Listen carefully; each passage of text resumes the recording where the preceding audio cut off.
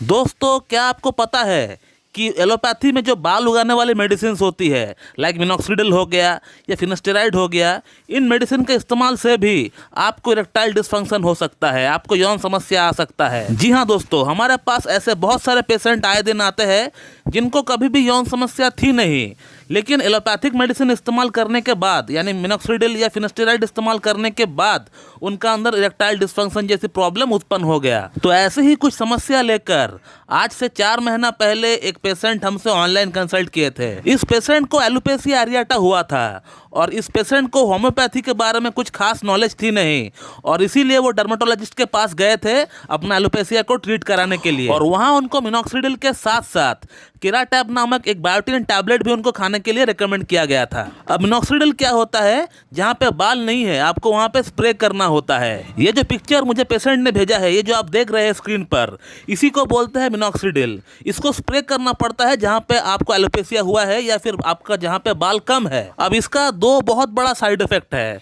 इसका पहला side effect ये होता है कि आपका बीपी को ये हाई कर देती है, आपका हार्ट बीट को ये बहुत फास्ट कर देती है। इसका अगला जो साइड इफेक्ट है वो है इरेक्टाइल डिसफंक्शन, जो कि बहुत ही बुरा साइड इफेक्ट है। बहुत ही तेजी के साथ आपका अंदर इरेक्टाइल डिसफंक्शन का समस्या ये उत्पन्न कर देती है ये मेडिसिन। आप देख सकते हो कि पेशेंट ने सिर्फ 20 डेज, सिर्फ 20 दिन मिनॉक्सिडिल का इस्तेमाल किया है, और 20 दिन इस्तेमाल करने के बाद उनका अंदर कैसा साइड इफेक्ट हो गया ये आप उनका बातों से पता लगा सकते हैं। सिर्फ 20 दिन हुए हैं मिनॉक्सिडिल को इस्तेमाल करते हुए, और साइड इफेक्ट देखिए, पेशेंट का हार्ट बीट बढ़ गया, बीपी बढ़ गया और इरेक्टाइल डिसफंक्शन भी हो गया। इन मेडिसिन का साइड इफेक्ट है ये तो मुझे बहुत पहले से ही पता है, लेकिन इतना एडवांस साइड इफेक्ट है ये मैं फर्स्ट टाइम देख रहा हूँ इस पेशेंट में, कि 20 दिन में इतना ज्यादा प्रॉब्लम बढ़ गया। इनको मजबूरन ट्रीटमेंट छोड़ना ही पड़ गया। फिर इन्होंने जो है हमारा कम्युनिटी पिक्चर्स देखा, हमारा वीडियोस देखा कि हमने कैसे पेशेंट का एलोपेशिया को ठीक किया है without any side effect. Community picture देखने के बाद, वीडियो देखने के बाद, प्रूफ देखने के बाद इनको लगा कि नहीं, मुझे इस डॉक्टर से एक बार बात जरूर करना चाहिए। और आज इनका ट्रीटमेंट हमारे पास चलते हुए 4 महीना चल रहा है। इनका बीपी और इरेक्टाइल डिसफंक्शन जो साइड इफेक्ट के तौर पर हुआ था इनको, वो तो 15 दिन 15 डेज में ही हमने ठीक कर दिया है। और रहा बात इनका एलोपेशिया का, वो 4 महीने में कम से कम 80% तक सॉल्व हो चुका है।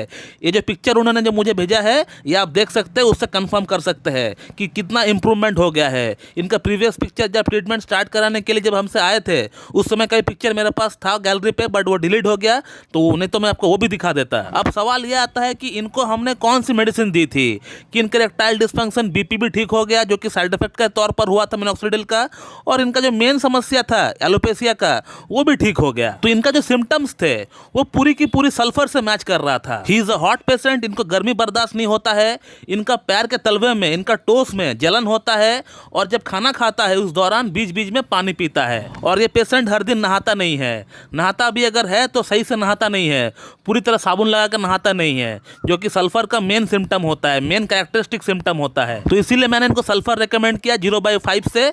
0/5 से लेकर अब तक हमने 0/12 तक इनका अंदर चलाया, और इंप्रूवमेंट देखिए कितना बढ़िया इंप्रूवमेंट हो गया। लेकिन आप लोग ये कतई ना समझे कि एलोपेशिया एरियाटा को ठीक करने के लिए सल्फर होम्योपैथी की एकमात्र मेडिसिन है।